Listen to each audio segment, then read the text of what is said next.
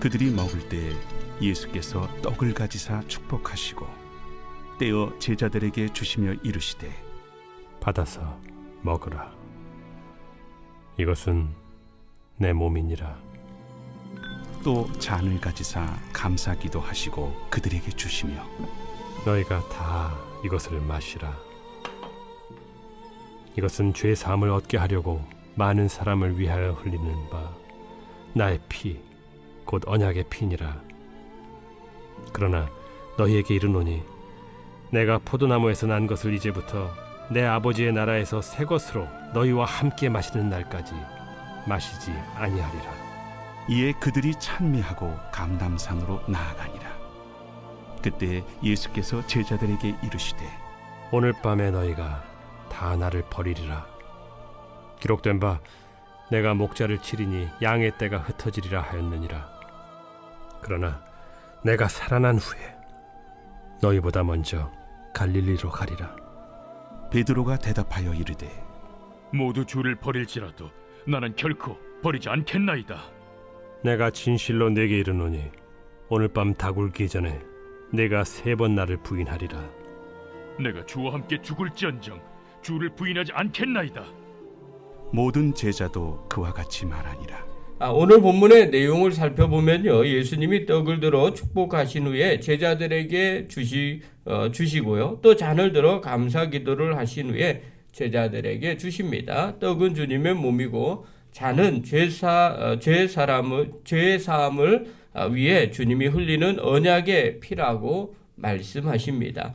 또 주님이 당일 밤 제자들이 그분을 버린다고 하시자 베드로와 제자들이 그러지 않을 것이라고 단언하는 내용이 오늘 본문의 내용입니다. 오늘 이 본문을 통해서 2가지를 살펴보도록 하겠습니다. 첫 번째입니다. 우리가 행하는 모든 행동에 의미가 있다는 것을 기억하시기 바랍니다. 오늘 예수님이 떡을 가지시고 주님의 몸이라고 말씀하십니다. 그리고 이것을 나눠주죠. 또 포도주를 가지고 이것은 예수님의 피라고 말씀하십니다. 그리고 나눠줍니다. 이것은 다 의미가 있는 거죠. 그냥 떡만 생각하는 사람은 그냥 떡이구나 하고 먹고 그리고 그것으로 끝냅니다. 그리고 자기가 아는 그것으로 생각을 하겠죠. 또 포도주도 마찬가지입니다. 그러나 이게 진정한 어떤 의미를 갖고 있는지를 깨달으면 이 주님의 떡과 또 이 포도주를 대할 때마다 생각이 달라지게 되는 거죠. 이때 당시에 십자가에서 죽는다는 것은 그냥 죄인으로서 죽는 거라고 생각하는 사람들이 있었을 겁니다.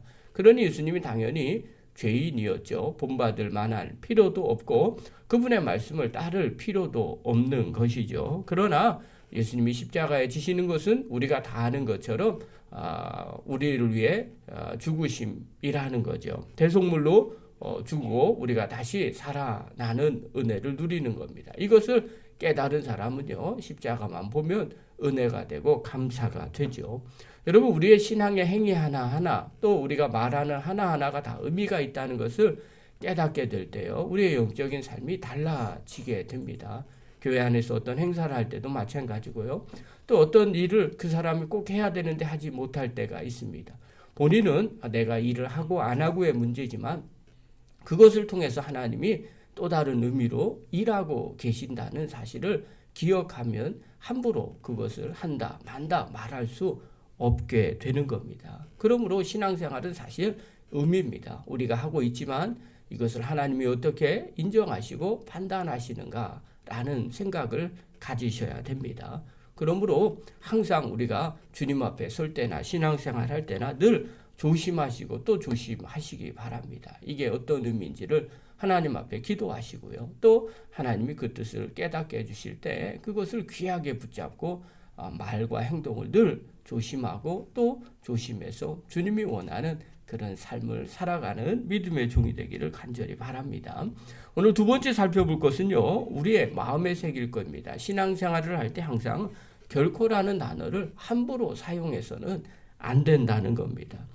정거나 또 열정이 있을 때 또 너무 쉽게 생각할 때 우리는요, 종종 사용하는 말이 있어요. 나는 목에 칼이 들어와도 그렇게 하지 않을 거야. 이렇게 말합니다. 근데 이게 실제로 그럴지 아닐지는 잘 모릅니다. 왜냐하면 목에 진짜 칼이 들어와 봐야 내가 어떤 행동을 하는지를 알기 때문에 그렇습니다. 우리는 종종 나는 절대 그러지 않을 거야 라고 호언장담을 합니다.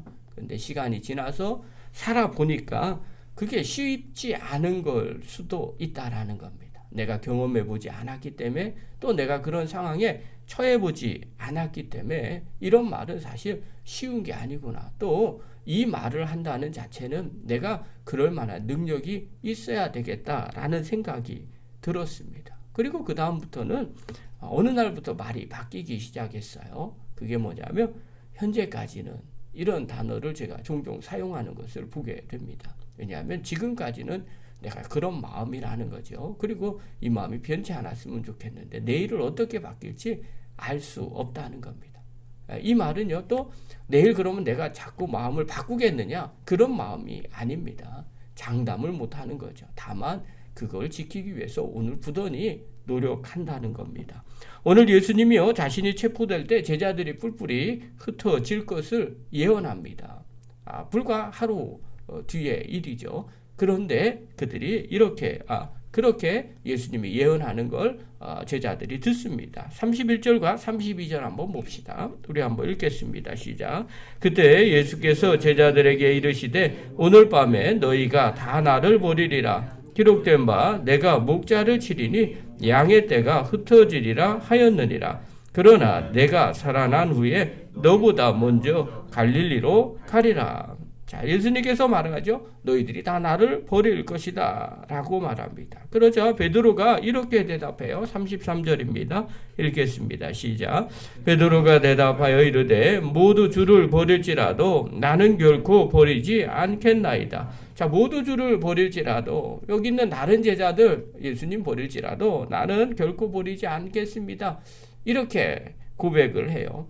여러분, 이 베드로의 고백이 진짜일까요? 가짜일까요? 라고 물어보면 현재까지는 진짜입니다. 진짜 베드로는 이런 마음이 있었던 겁니다. 그러니까 입으로 고백하고 결단한 거죠. 어떤 분은요, 마음에 없는데 이렇게 말할 경우도 있어요. 외식하는 사람들이 그렇게 하죠. 거짓말쟁이들이 그렇게 합니다. 그러나 베드로는요, 지금 거짓말하고 있는 것은 결코 아닙니다. 외식하는 모습도 결코 아닙니다. 지금까지는 베드로는요, 정말 그럴 마음이 있습니다. 주를 위해서 이렇게 절대로 주님을 버리지 않겠다고 지금 다짐한 겁니다. 자, 그러자 예수님이 이렇게 말씀하세요. 34절입니다. 읽겠습니다. 시작. 예수께서 이르시되 내가 진실로 내게 이르노니 오늘 밤 닭울기 전에 내가 3번 나를 부인하리라. 닭울기 전에 3번 부인할 것이라고 재차 이야기를 하십니다. 베드로 입장을 여러분 생각 한번 해보십시오. 우리가 가끔 그런 이야기들 하잖아요. 나는 지금, 그렇죠? 베드로는 절대 거짓말하지 아니하고 좀 이따 배신한다고 자기는 스스로 생각해 본 적이 없습니다. 나는 정말 주님을 따라가려고 하는데 예수님이 두 번째 또 이렇게 안 좋은 이야기를 하는 거예요. 요즘 말로 하면 상처받을 말을 하고 있는 거죠. 대못을 받고 있어요. 그러면 베드로의 마음이 어떻겠어요? 화가 치밀어 올 수도 있어요. 왜냐하면 나는 결코 그럴 사람이 아닌데 또 내가 입으로 그렇게까지 얘기했는데 내 마음을 뒤집어 보일 수도 없고 세상 말로 표현하면 미치고 팔짝 뛸 노릇인 거죠. 근데 우리는 다 알고 있어요. 내일이면 베드로 배신하지. 베드로가요, 미치고 발작 뛰어서 이야기를 하는 거예요. 35절 한번 보십시오. 35절. 재차 얘기하죠. 읽겠습니다. 시작. 베드로가 이르되 내가 주와 함께 죽을지언정 주를 부인하지 않겠나이다 하고 모든 제자도 그와 같이 말하니라. 주와 함께 죽을지언정 주를 부인하지 않겠다는 거예요. 화가 나서 얘기하는 거예요. 예수님 믿어주지 않으니까 이렇게 이야기하는 거예요. 근데 심지어 옆에 있는 제자들도 같이 곁들여서 얘기해요. 말하지 않으면 자기는 진짜 그럴 사람처럼 보일 것 같아서 그렇겠죠.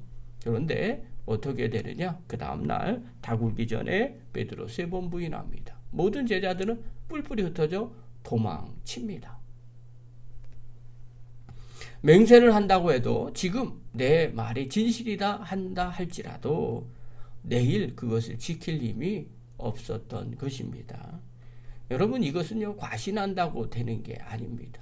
내일 일을 어떻게 알겠어요? 또 내가 그 상황과 환경에 처해보지 않는다면 그건 쉽게 말할 부분이 아니더라는 거예요.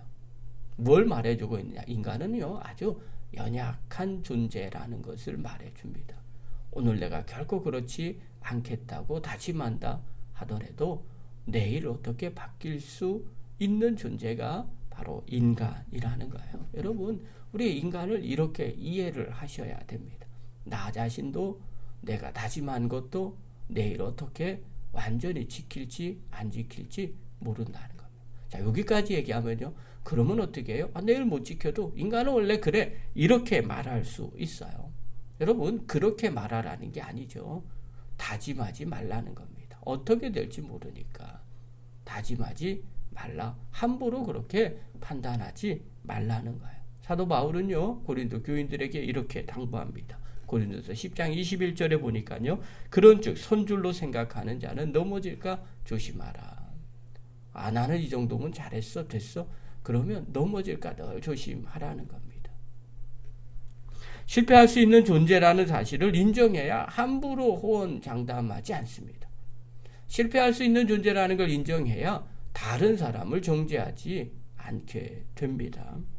그러면 실패할 수 있는 존재라고 인정하면 어떻게 될까요? 그 사람은요, 성령의 도우심을 간구하게 됩니다.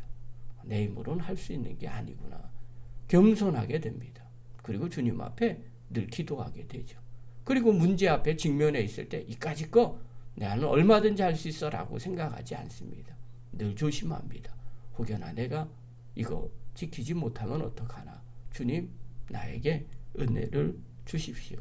주님의 은혜가 아니면 내가 이겨낼 수가 없습니다.